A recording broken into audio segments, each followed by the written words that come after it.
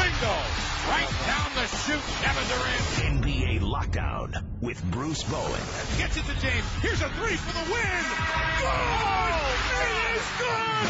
The NBA Lockdown podcast with Bruce Bowen. Along with three-time NBA champion Bruce Bowen, here's ESPN.com NBA columnist Israel Gutierrez. Welcome into another edition of the NBA Lockdown podcast. The NBA season is officially over with the Spurs dominating the Heat, winning their fifth championship in franchise history in 5 games. Final tonight here in San Antonio, Texas. We have a new world champion. The San Antonio Spurs are the world champions. 104-87 final. The Spurs defeat the Miami Heat. That was ESPN Radio with the final call of the Spurs winning their fifth championship, defeating Miami in a way I don't think anybody anticipated. Plenty of people figured the Spurs would win this thing. They were a slight favorite going into the series, but the demolishing that they put on Miami was eye-opening in 2 ways. First, in how well the Spurs played, how much a lot of people talk about this, and I kind of dismiss it sometimes in terms of the idea of, what the pain from last year felt like and the motivation and everything else. But this Spurs team was a perfect combination of the way they played the game, offensively and defensively, and that motivation that they used from last year. And it was also eye-opening in the way the Heat played and what they're now missing. And the thing that I've said basically since last night or since yesterday was you never really know you're not good enough anymore until somebody shows you you're not good enough anymore. And the Heat figured that out really quickly and really painfully at the hands of the San Antonio Spurs. So, Bruce, let's start with the Spurs here. Where do you think is the biggest factor into why they won this series and so decisively? Because you've got, obviously, the offense it's just beautiful basketball. You've got the defense anchored by Tim Duncan, but also Kawhi Leonard, who won the Finals MVP and was great on both sides of the basketball. And then there's the Miami Heat factor of them just not being good enough right now. But from the Spurs, which one do you think was the most decisive factor into why they won this and won it so impressively? Well, I think part of it is wanting to be better the next year. They wanted to be better this year. Part of it was that, that sting of last season with the Game 6, the way that game ended, that had a lot to do with, the focus this year. I say the focus because sometimes, if they weren't playing just to play Miami again. They were playing to have another opportunity to have a moment where if it came down to getting a rebound, that they were going to get that rebound. If it came down to making a pass at open man, they were going to do that. We talked about this team early on in the season. The injuries of Kawhi Leonard and his broken hand, Danny Green and his broken hand, Thiago Splitter being out. There were trying times for this team, being that you're dealing with the injuries to Kawhi Leonard, Danny Green, and Thiago Splitter. So early on, it was about, I think, out of utilizing everyone than just trying to feature someone. And I think as they saw how beneficial that was, that it was more about, okay, how can we strengthen up this whole playing for everyone, guys, making sure you make the open pass, or I should say hit the open man. And when you saw that, the biggest thing that stood out, I think, in those games early on in this series was that, wow, Miami, yes, they can focus on 2 or 3 guys, but can they focus on 4 or 5? And, when you saw the ball moving, the attacking, and the fact that Miami had, youth on their side and they were young, that was supposed to play a bigger factor than it did. So I think it's more about the will of San Antonio wanting to be better this year if given an opportunity to compete for the NBA Finals again. Well, I mean, look, I think it goes beyond. I think there was a factor, when they were up and just pouring it on San Antonio, that was when they showed you, the effort plays, yes, and then just continuing relentlessly to pour it on. All that is just where you saw the pain manifesting itself from last year into the performance of this year. But in terms of just tactically, strategically, and just manpower, there were big differences in the team as a whole. For starters, you had Patty Mills, to me, I thought was a huge difference. I mean, for those who know the Spurs and follow the Spurs, he basically cut his body fat in half during the offseason. He wanted to be more than a bit player last year. Last year barely played in the finals. And this year, not only was he leaner, but obviously still effective on the offensive end, still hitting threes. But on the defensive end was just absolutely relentless. Like every second he's out there on the floor, he's harassing somebody. And it was to the point where, Miami players were so frustrated by him, whether it be Mario Chalmers, Norris Cole, even LeBron James at times, Dwayne Wade at times.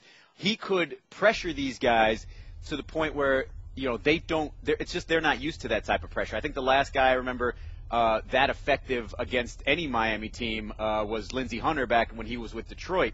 And Patty Mills is just younger, has more energy in him, and I thought he was a huge difference in this series compared to last year. Boris Diaw's play was a huge difference. Now, last year we remember him as, kind of being a LeBron stopper a little bit and just sort of getting into his head by playing off of him and allowing him himself to not be a defensive liability. But this year he was a difference maker on both sides, offensively creating. He was sort of the hockey assist guy. He created the pass that led to the pass, or the final pass too. A couple of fancy ones. I remember one behind the back to Thiago Splitter for a finish. So he was a huge difference. And then to me, the ultimate difference maker was Kawhi Leonard. Last year, he sort of worked in the creases. You know what I mean? He averaged 14 and 11 and a couple of steals, but he did a lot of his work on offensive boards. He did a lot of his work on, catch and finish as a cutter, on the outside, catch and finish as a jump shooter, but wasn't really as consistent as a jump shooter, so you didn't really trust him out there, even if he was open.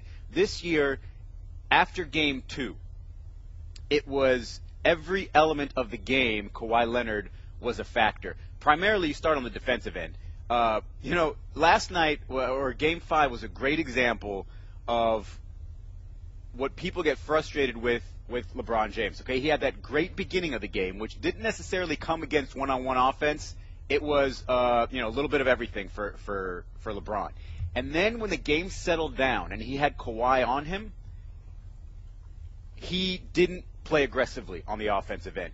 And there's that fine line, right, between trusting your teammates, which he has to do, and taking over a game for an entire game, which you wanted him to do. But I think he made the smart choice, to be honest with you, because he said to himself, look, I'm not going to beat Kawhi Leonard one-on-one all the time. He's going to get the best of me at least half the time, if not more than that. So let me try to get others involved so that his attention can be focused elsewhere, and maybe I can sneak in some more. But you saw that didn't happen because his help wasn't there. And then, he basically said, all right, it's Kawhi's game right now. And frankly, it was. It was. So I think he was the biggest difference maker. And then on the offensive end, you saw him playing aggressively. You saw what Pop's message was to him, that basically, to hell with Timmy, to hell with Manu, to hell with Tony. You're the guy, play like the guy. And I tweeted this a little earlier today, was Kawhi Leonard wasn't this good until he was. Until Pop just kind of unleashed him and said, hey, you're the guy, and he played like it, and he played confidently. I think that pull-up three in transition was the moment where I said, this guy's just absolutely feeling it, and he looks like the biggest difference maker. So as much as you can say the will and the pain and the motivation and all that stuff, they couldn't have gotten over the hump or played this well without those differences in personnel. And, I guess I just got to ask you with Kawhi Leonard, did you even see this coming? Well, see, that's, I didn't put a limit to his ability. Everyone used to say, oh, he can be this like you, Bruce. I said, no, he can be more than that. I said, don't try to, and that's the thing. People were trying to put him in a box and trying to define his game because they still didn't know exactly what it was. He didn't come out of college as a shooter. He didn't come out of college as someone that was just a rebounder or a defender. He came out kind of an intriguing possibility. a kid that you say, hey, if we put him in the right system, allow him to, learn from, Tim, Tony, or Manu, then he can kind of maybe take the reins at some point. And, you talk about Pop kind of giving him a little nudge. I thought about when I saw him and Pop talking with one another before shoot-around, and it took me back. It took me back to the point of, I remember Pop pulling me aside. I've seen him pull Tim aside. Whenever he's been able to pull guys aside, it's that encouragement that, you know what, hey, after Game 3, going into Game 4, you don't have to score 29. But I want you to be aggressive, but it takes the worry, it takes the angst away from a player to understand that, hey, coach has enough confidence in me, and I don't have to try to duplicate that. I just want you to try to play as hard as you can and let it go from there. And whenever you have coaches that are saying, hey, I want you to be aggressive, shoot the ball when you're open, create if you have to, that is the ultimate green light, Izzy. It's what players live for, and this is what these types of moments bring about. All of the things that have transpired last year having an impact in the series, but just think, oh, Kawhi, if we could have got a little bit more from him, and that sat with him as well. All through this season, Greg Popovich constantly, just molding him into the point where he didn't have to mold anymore. All he had to do was say, hey, now's the time. Let's go do it.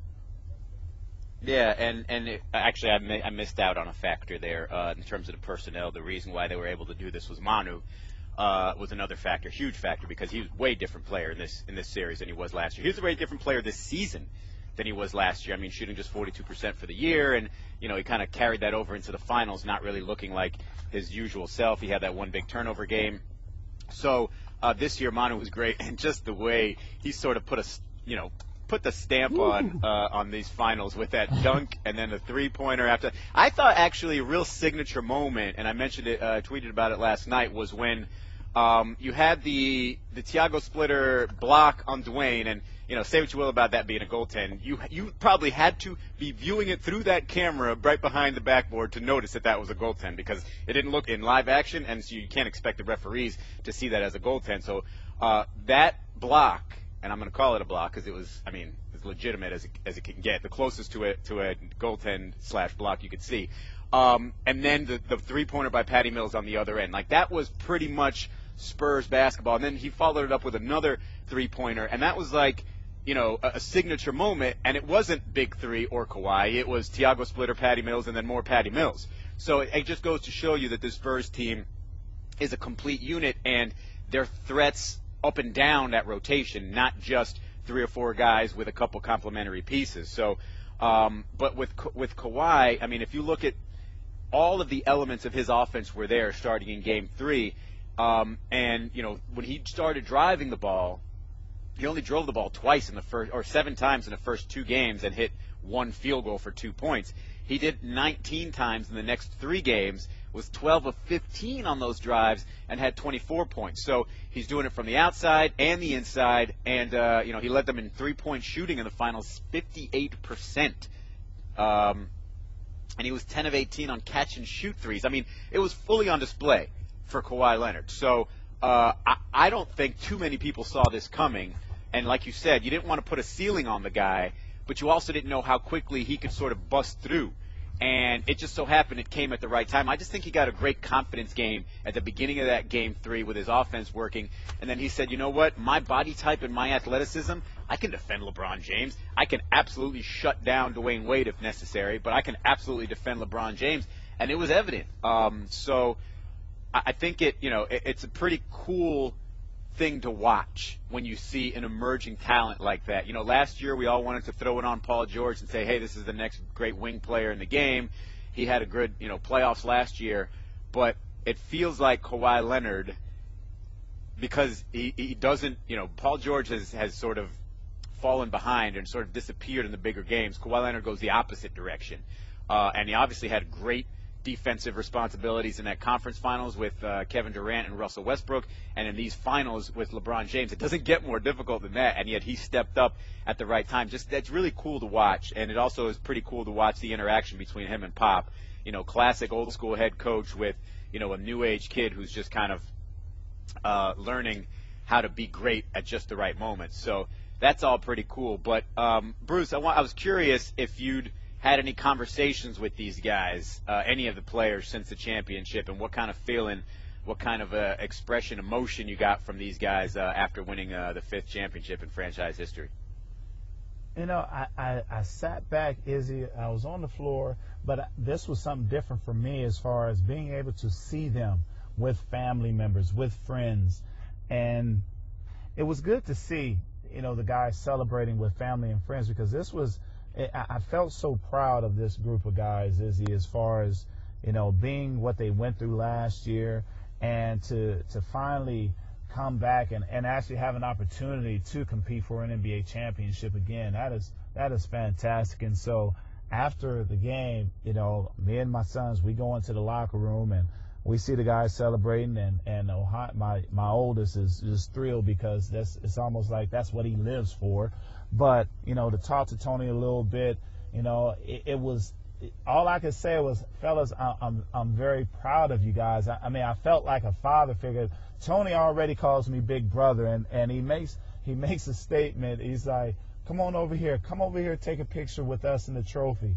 And of course my kids are thrilled to do it, but it was more of a moment for me, Izzy, to really just kind of sit back and watch. It's like being a proud parent, watching them enjoy their moment.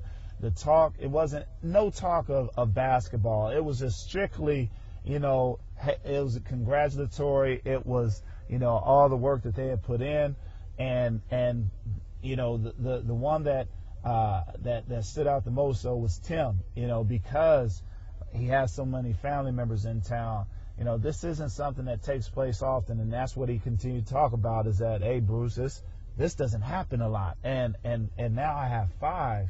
This is one of the best moments that I could ever think of, and to have it quite like this, celebrating it with you, with my family, and this group of guys here, this has been the ultimate for me.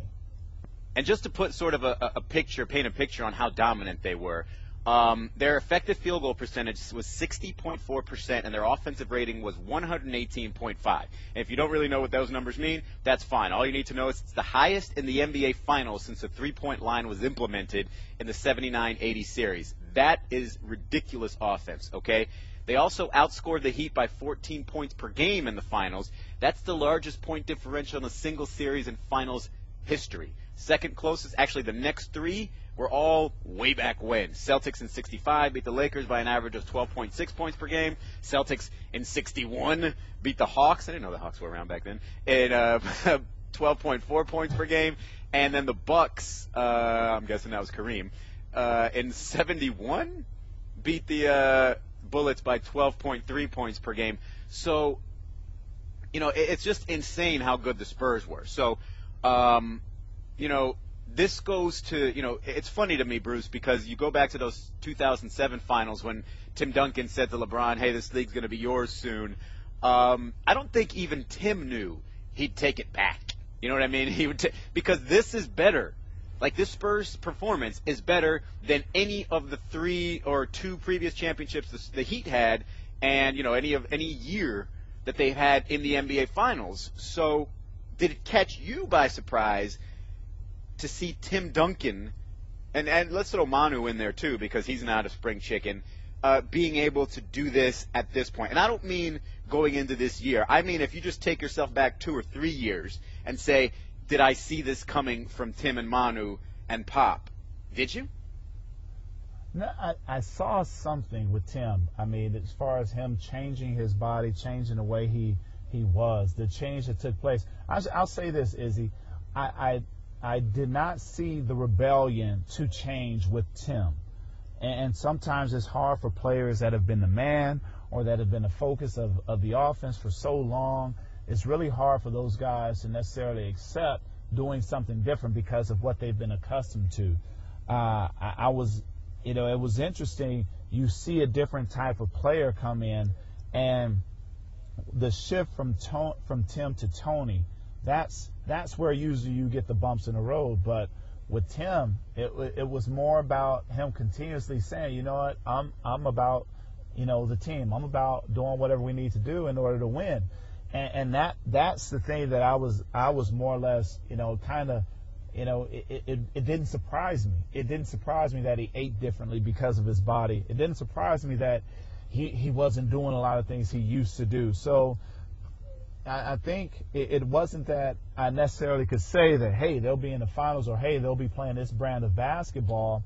But I knew that they would do something to stay competitive, especially with R.C. Buford and his vision, Izzy. The fact that, they don't want the Spurs to be good for a short time and then, all right, back to the cellar we go.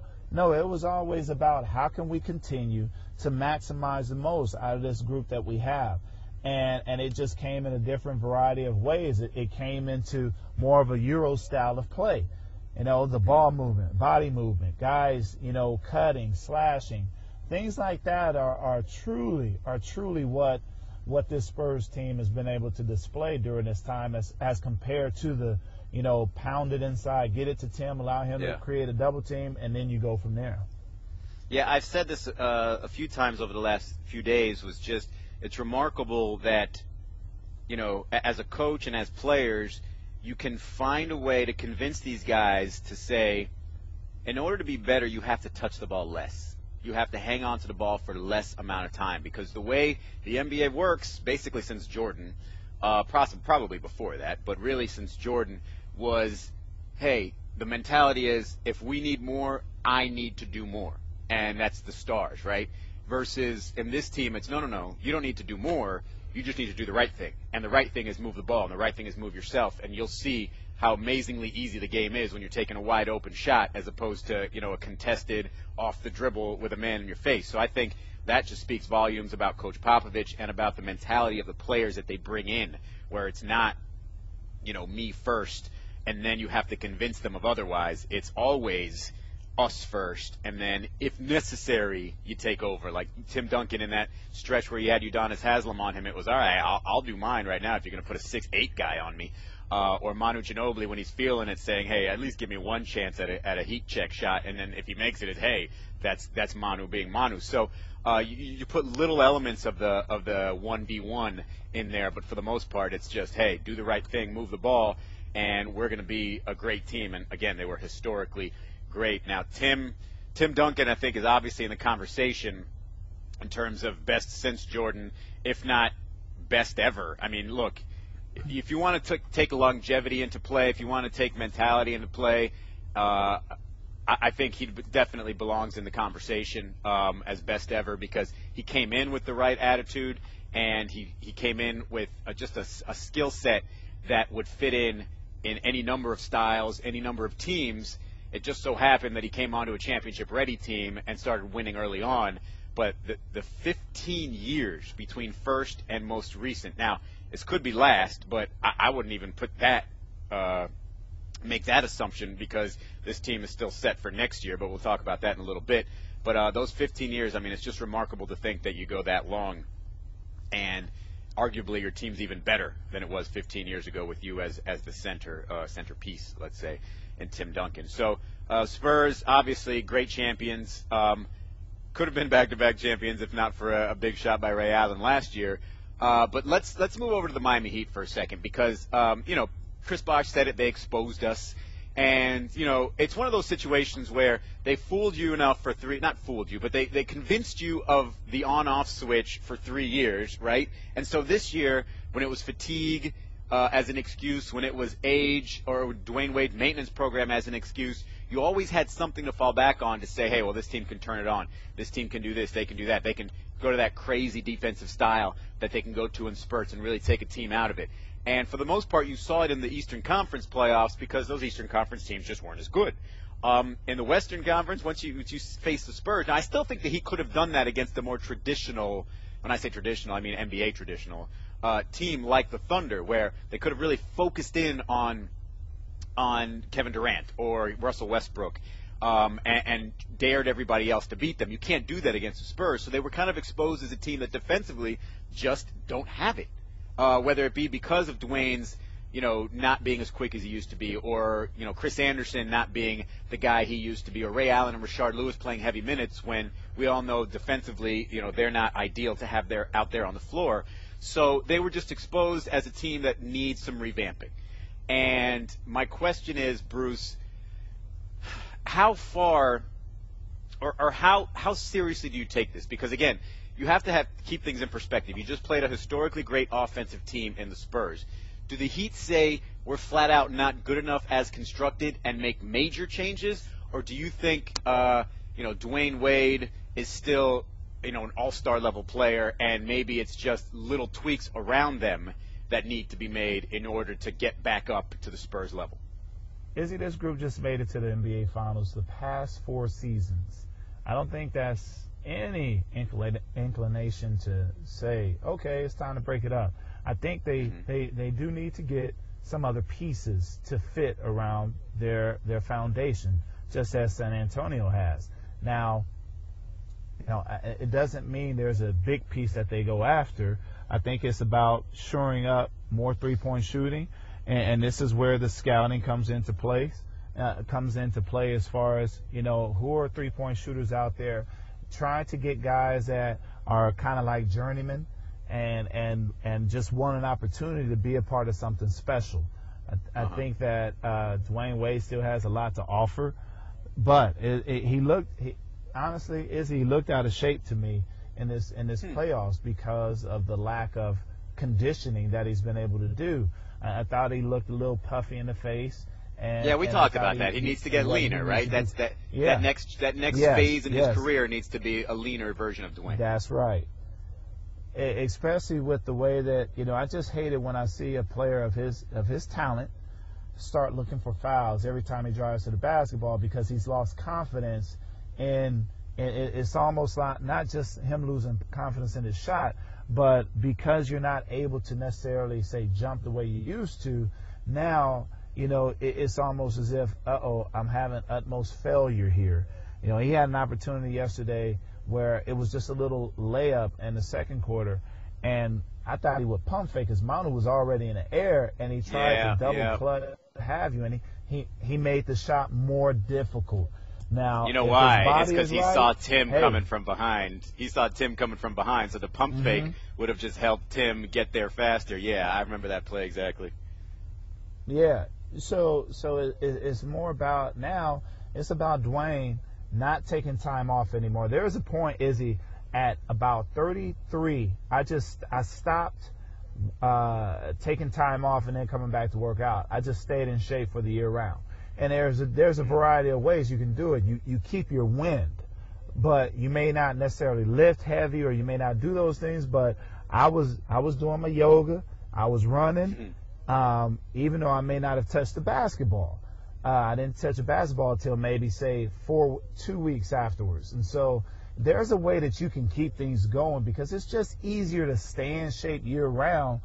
It's a lot easier doing that than necessarily say, I'm going to take time off and then try to come back and get after it. Yeah, I think it's funny. Yeah, I think Dwayne has to just be really honest with himself. He needs to say, can I continue being that guy who can, shoot 50% and be efficient and be there in spots when they need me, or should I be content with that and then put all that pressure on LeBron James when it comes to going against elite level teams, or do I just reinvent myself? And that's one of the things that Eric Spoelstra talks about all the time. You got to reinvent yourself. And for him to be better, for him to be a better fit for this team, he needs to be, well, and I say this team, assuming LeBron returns, and again, we'll talk about that shortly, but he needs to be more of a complementary piece, and that includes as a defensive player, being able to really run around. And he's going to find, if he goes that route, okay, leans down, no offense to Tim Grover, because Tim Grover tried to get his legs strong, and he did for the most part, because he does have 2 problematic knees, but a great way to deal with that is to get lighter and put pressure on those knees. And if he does that, if he becomes a defensive force, again, where he can shoot the gaps and maybe block some shots, maybe find ways to get some cheap baskets on the other end, he's going to find that he's not going to feel as much pressure on the offensive end to create for himself. and to finish, because he's going to get some buckets here or there that that he gets in other ways. So he needs to be really honest with himself and just see what's the best opportunity, because he's never been a guy that liked vegetables or liked seafood, and he's going to have to live on vegetables and seafood if he wants to trim down. And and he's just going to, like I said, reinvent yourself, try to figure out a new way to play the game. Because with other guys, it was just an approach mentality, like Kobe Bryant. He changed. He became same with Michael. He became more of a post-up and fadeaway shooter and a jump shooter and more of a crafty guy. Dwayne probably isn't going to be able to do that. He just isn't a natural shooter the way those two guys were. And so he's going to have to be different. And that's one way to be different and still have a strong impact and still feel, have your impact felt. I mean, look at Manu Ginobili. I mean, Manu basically was Dwayne Wade back in the day, athletic, finishing over people, tricky with the ball, obviously a better shooter from the perimeter, but didn't always rely on that necessarily. And Manu has now, every once in a while can throw it down like he did on Sunday night, but for the most part is sort of still a crafty player and finds his way. I also think that it's not unreasonable to consider going the sixth-man route if you're Dwayne Wade. Less minutes, go 25 to 30 minutes tops, and extend your career that way and come out in short bursts rather than pacing yourself. Again, a lot like Manu Ginobili. And, of course, like Manu does, you can still fit in and fill in as a starter when necessary. Or, if the game becomes bigger, like, Manu started in the finals, then that's, you go that route too. So I think that's also something to consider if you're Dwayne Wade, and not consider it a shot at your pride, you know what I'm saying, or a shot, and don't take it as an ego hit. Take it as you, again, reinventing yourself and showing that you're not just a guy who's been in the league for 10 years and has been a Hall of Famer, that you can be a 15 to 16 to 17-year guy and still play at a Hall of Fame level. Last thing on the Heat here, I want to talk about LeBron, because with Chris Bosh, it's basically just an approach from the offense. Hey, if they're ever going to decide to get him more involved offensively, then that's just a coaching thing. That's just a style thing. It's not necessarily Chris Bosh's fault that he couldn't have more of an impact in this series past Game 2. But with LeBron, Bruce, does it seem to you he's starting to recognize that he is not the most athletic guy on the floor all the time? Because, again, I said this earlier, he wanted no part of Kawhi Leonard. He didn't for the last few games, because Kawhi is a little bit quicker, just as athletic, and just those arms, they're everywhere, and they're always getting their hands on the ball. Does it seem to you like LeBron just doesn't want to attack those guys, or that guy in particular? No, well, it's not that, Izzy. It's the help side that you have to deal with somebody like Kawhi being in your space, and once you get close to getting by him, there's rotation. So it's not that LeBron's not the most athletic, Izzy. It's more about the team defense, the team concept that, it wasn't if he got by him, he just had to maneuver with someone else. He had to deal with a team shifting. So there was no space for LeBron, even in transition, Izzy. We know that he's one of the best in transition because he gets out and he goes. There was one play that he got that was reminiscent of his transition baskets during the regular season and some part of the playoffs, and that was in the first quarter. He made a nice athletic move in the first quarter, but that was because he only had two people to maneuver. And when you set the offense, I saw him. It reminded me a lot of the first couple of games during the playoffs last year, the first couple of games against the Spurs, how when they sagged off of him, it was just more about him not knowing exactly what to do, trying to read things. And he still had that look, because when no one else is able to give you good production on the floor, it shrinks the court for him. The court is wide open when other guys are knocking down shots for him, but it actually shrinks when he's the only one that's playing at a high level, or I should say scoring and knocking down shots. I agree with you, because to the extent that he needed to do that in order to loosen up the floor for himself, yes. But at some point, you have to say to yourself, okay, I've got to do it regardless, because, at the point, they were down 7 at halftime, they might as well have been down 30. because after that first quarter, it didn't seem like LeBron was going to put it on himself to take over anymore, because he could always say, "Hey, look, by the end, I'm going to have 30." Yeah. During that time, they got that lead. He was rolling, and a couple other guys were making shots. But then the Spurs went on an 11-0 run. Yeah, absolutely. But my point is that, look, even if it's just in the mid-post, right, where you're going to just take him and shoot over him, or make a move and try to get him off of you and shoot over him rather than, drive into the defense, there could have been something he tried to do, in my opinion, but the options were, well, trust Dwayne Wade and Chris Bosh and Ray Allen, 3 guys who might end up in the Hall of Fame, or go against this guy who's playing Hall of Fame defense right now. And I think he chose the former. He said, here, you guys, please help me. And I don't think there's anything wrong with that. I don't, because I agree with what you said in terms of smart basketball choices. When you're driving 1-on-5, essentially, that's going to be a problem, especially when guys aren't making shots from the perimeter to help loosen that up. But I do think that Kawhi Leonard basically made that possible, because let's say it was Boris on him, and he did this a couple times against Boris. If it was Boris on him, he would have tried to get something. He would have tried to get something on his own. Against Kawhi, he didn't even try that at any point. So I think, look, it's not a major criticism of LeBron. It's a compliment to Kawhi, first of all, but it's more of a criticism of his teammates. Yeah, that they couldn't help him, because it was very much, like his Cleveland days, except as opposed to then when he still tried to do it and just shot poorly. Percentage-wise, I'm sure you had a little bit to do with that.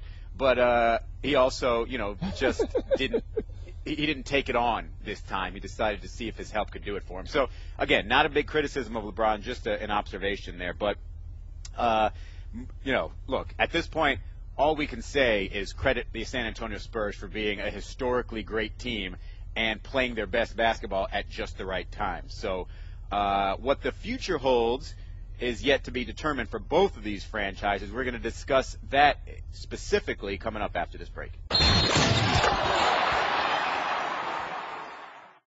ESPN Radio. With the action on the court, the diamond, or the gridiron, comes alive. The NBA. The San Antonio Spurs are the world champions. Major League Baseball. The Boston Red Sox have won the World Series. The new college football playoff. The Seminoles have completed the perfect season. Your home for the best in sports play-by-play. ESPN Radio. I haven't even really thought about that just yet. Not disappointed in any of my teammates. Just wish we could have came through, played a better series. But obviously we ran up against a better team this year. And, like I said, I haven't even thought about it yet. That was LeBron James after the Game 5 loss to San Antonio. I do believe him that he hasn't thought about this yet, but let's just say he does. Let's just get in his head for a second and try to think about this for him. Bruce, do you see a franchise that can rebuild this really quickly and get to the level where they need to be to win another championship this offseason? Assuming, and I ask that because LeBron has to decide that before he decides whether he's going to come back or not. So if you were him, do you say, hey, Pat Riley, I know you can fix this? Or do you say, I don't know, there's another championship-ready team out there if I join them? Well, I think you got to take into account that what you've been able to accomplish with this group. This was something that is rare in happening in sports, to get to the finals 4 years in a row, to understand what it takes, to understand the trust that you build with guys, but even more so to see what's necessary to try and get back there. I don't think that, for me, I wouldn't look at any other place. I look at the improvements that we can make within the team in Miami. That's what I would do, as far as saying, hey, we need some three-point shooters. We need some guys to do the dirty work, and I mean. And that's about it, Izzy. I think there's not a lot that I would have to really contemplate, because you still have to go out there and play the game as well. So you can put it on paper, very easily like Portland did years ago with Scottie Pippen, Brian Grant, Sabonis, Steve Smith, and they still came up short against the Lakers. So, it's still about playing a game, but most importantly, I think the group that they have right now is a group that they can continue to build with. Okay, so you'd come back if you were him. Let me just tell you, I would too. I would do it this way. I would say opt into the deal. Get your $20 million next year because, look, you can talk about discounts for the Heat's big three all you want. First of all, the idea of quote-unquote discount for Dwayne and Chris Bosh is probably a poor word because if you just go by their current market value, Dwayne Wade wouldn't be making max money and Chris Bosh would probably be a sliver under max money. So there shouldn't be any question that LeBron would even have to come close to taking a discount. Now, he could offer it.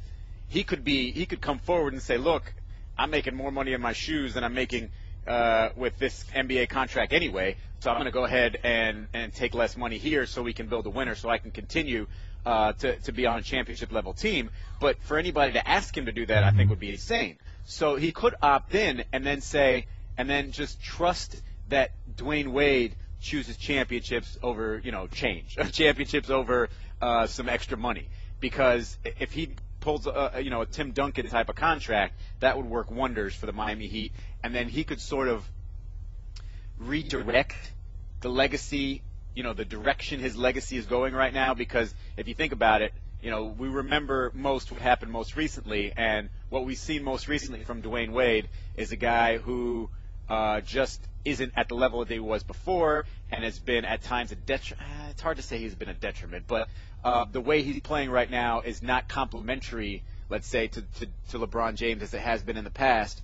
And he could say, again, take the Tim Duncan route and say, I'll do 5 years, $50 million, because I know after 2 years I probably won't even be worthy of an 8-figure contract, and I'd still be getting one, so that's good for me. But also, it makes it obvious that I'm putting winning first. That if I leave this game with 5 championships as opposed to 3, that my legacy can't be tainted whatsoever because I'll have the rings to show off. So he needs to be really honest with himself and say what's better for the franchise that he built up.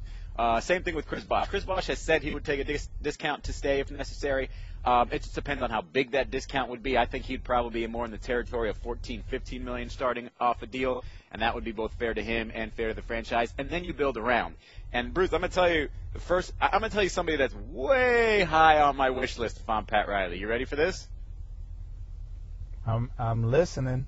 I don't know if I'm ready. Patty Mills. Patty Mills is perfect for this Heat team right now. I know, right? It's dangerous because, well, look, I don't think Patty would want to leave San Antonio, assuming they have the flexibility to pay him. But if you're Miami, you need a guy that can defend, that can run around like a crazy person, and can hit open shots. And that's exactly what he is.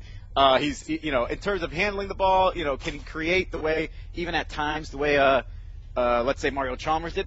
Probably not, but you might not need that, So I think you can build with pieces as opposed to going after Carmelo Anthony, for example. Because if you go that route, the guys are going to have to take significant hits to their contract, and then it's a must win it all, or you're a complete failure, as opposed to tinkering and saying, hey, if you get to the finals again, that just didn't work. As opposed, or it wasn't enough, as opposed to, that going after Carmelo was a must-win situation. So I think you can get an athletic big man. I think you can get a couple of specialists on the wing, younger, like you mentioned. You can find yourself a Danny Green type, a guy that was sort of groomed under another franchise, but you can sort of finish the product with your franchise. So I think that's perfectly reasonable for Pat Riley in Miami to expect to do. And I think it would be, again, it starts with Dwayne Wade probably being as honest with himself as possible, and with Chris Bosh being the guy who kind of takes a hit, in all honesty, in all likelihood, rather, with this team. But let's move on to Carmelo for a second, Bruce. If you're Anthony, you're 30 years old. I don't know how much left he has in him to be able to be that guy who takes the beating that he does, who plays, in the post. And, he had a shoulder problem this year, probably going to lose a step, maybe some athleticism in the next few years. Do you look to even consider taking the type of cut you would have to take financially to go to Miami? Or do you look at options like Houston and Chicago and say, I don't have to take as big a hit financially, and these two teams seem to be ready to take that next step? I would not look. I don't see him going to Miami, Izzy, and it's even hard to see him even in Houston because of the ball dominating style of James Harden, or even with Miami. It's just they have such a free flowing deal that goes through LeBron. I just don't see that taking place. But it's intriguing to say Dallas, Izzy, because Dallas is getting older, but they still have some key pieces there that if there's a team that you can say, wow, that he looks like he fit there, I would say Dallas out of those three teams that you mentioned, Izzy, because of Dirk's aging, and Dirk can play off of him. Dirk's already shown that he's capable of playing with different players because he can adjust his game. We saw him adjust his game with Jason Terry, and now with Monte Ellis. Now you add Monte Ellis and Carmelo Anthony to the mix. I think it becomes intriguing. So if there was a team, I'd say it would be Dallas that would be number one, a big beneficiary of receiving a talent like Carmelo, and vice versa. It would help Carmelo to possibly attain that goal of getting to the finals. I could see that. I just don't know if it's ideal because of Monte, because he's more of a guy who needs the ball in his hands to be effective. And it's fine when you're playing with Dirk, like you said, because Dirk can defer to Monte at times. But can Monte defer to Carmelo if Carmelo needs the ball, or can Dirk still do enough when he's got two guys that sort of ball dominant in terms of offense? I think, to me, again, we talked about Dwayne having to be honest with himself. Carmelo needs to be a little honest with himself too. Trim down a little bit, be able to play the type of defense that you're going to be required to play at a championship level, and go to Chicago. You're probably going to have to cross your fingers a little bit with the health of Derrick Rose. But if you can defend the way Thibodeau wants you to defend, and you already got the pieces around you defensively, that's going to be going to make you a high quality team. So you go there, you have the creator in Derrick Rose, who doesn't. Yes, he's ball dominant, but doesn't need it. Doesn't necessarily have it to score all the time. He looks to distribute, or he's more than willing to give it up to a teammate because he hasn't really had a go-to teammate on the offensive end since he's been there, or when he was healthy. So I would say that's the best fit, but it has to be a willingness from Carmelo to have that defensive approach. And again, that's one of those unanswerable questions. You can only answer it if you are Carmelo Anthony. So that to me would be the best fit. I wouldn't be shocked if he comes to Miami. LeBron is a very giving person, right? He wants everybody to feel that type of success, and he wants to get back there. And if he can get his good buddy Carmelo Anthony a ring and be the primary reason for it, and they team up together, and maybe then Dwayne will be willing to say, hey, you know what, I'm going to get my shots off the bench because I'm probably not going to find them in the first, in the opening quarter if I'm playing next to those two guys, and maybe things kind of fall into place that way. But again, the type of hit, it would be admirable. I think the rest of the league or the rest of the NBA's fans would say it would be a joke, but I think it would be admirable if they take financial hits and go ahead and play together, because frankly, there's really nothing you can do about it. It's not even a loophole. It's just, if guys are willing to take less money, of course they can play together. If 5 guys are willing to take the minimum, then you can get an all-star team to play together, right? So there's, but I just don't think that a guy 30 years old, still in the prime of his career, would be willing to lose $70 million. Like, that's a lot of money. that makes you can buy an NBA trophy with that one. Yeah, it won't be the same, but you could probably go buy a replica trophy of a Larry O'Brien. All right, one other guy I want to get to before we get out of here, Kevin Love. Here's another guy who's been rumored all over the place. You hear Boston because he visited there. You hear Chicago. You hear Golden State. I'm starting to go this route of believing Flip Saunders here. Now, I think it is of the responsibility of the organization to get you the right players around you, even if you are a superstar talent.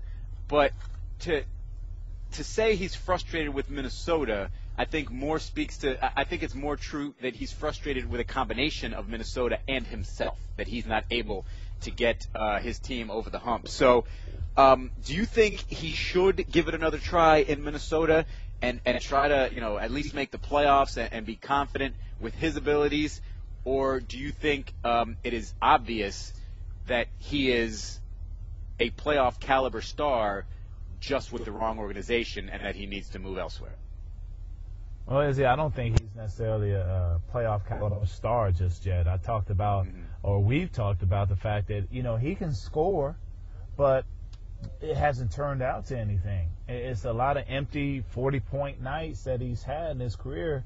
And, I don't necessarily see, oh, man, if you put Kevin Love on this team, that would just make them so much better. I still don't know, Izzy. I haven't had a great opportunity to make others better around him. And, it's unfortunately they've had to deal with injuries and things like that for the most part. But I'm just not sold on Kevin Love being a player that would go elsewhere and actually help a team get to the playoffs or what have you, Izzy. I know maybe it's because he is in Minnesota and I haven't seen so much of him, but even in the games that I've seen where he has these huge scoring nights, it's not really adding to the win total for this ball club. So for me, I'm looking at how does he enhance other people's play, and I see a guy who can score, but I don't see a guy who necessarily encourages others and get them to scoring at another level or create shots for others. I think you're right. I think he should go to Houston. I think Houston's the best fit for him. I just do. And that's not going to make them a great defensive team, but it gives them pieces that fit. And frankly, if you put him as a big body, well, he's not that big anymore, but as a body, as a guy who likes to mix it up in the paint, and Dwight Howard in there with his athleticism and shot blocking ability, you can at least clog the paint better. And plus, he's more of a veteran guy than Jones or even out in Houston. And offensively, obviously, he's a great fit. He's stretch four essentially. He can still rebound and everything else, and he fits right in with James Harden and Dwight Howard. But defensively, I think they can, get a defensive-minded point guard. They already have one in Patrick Beverley. Maybe probably a defensive-minded wing player, and then put him out there with Dwight Howard. I think they can do a good job defending the paint. Convince James Harden that he might need to keep guys out of the paint or keep guys in front of him, which would be a difficult task. But he's been getting ridiculed all season long and off season, so maybe that's enough of a motivation for him. But that's where I think he should land. But there's going to be a lot of questions this off season. We just need to probably let this season digest a little bit and maybe even go into the draft and see what teams make a move on draft night or pick up impact players on that night, because that could sort of change the dynamic of where we think certain teams are. But that's going to do it for this edition of the NBA Lockdown Podcast. For Bruce Bowen, I'm Israel Gutierrez. Thanks for listening all regular season and postseason long, and we will talk to you again in the future. For Bruce, I'm Israel. Thanks for listening. Thanks for listening to the NBA Lockdown. For more great podcasts, visit the Pod Center page at ESPNradio.com. Someday, people will say, I knew Ty, Ryan, Chase, Dylan when he was kart racing in 38th place. Someday, people will say, he's on a roll, on fire. Someday, people will shake their heads and say, man, that kid sure did grow up fast. Names are made here. The Gardner Denver 200 at Road America, Saturday at 2:30 Eastern on ABC. Fired up by Johnsonville.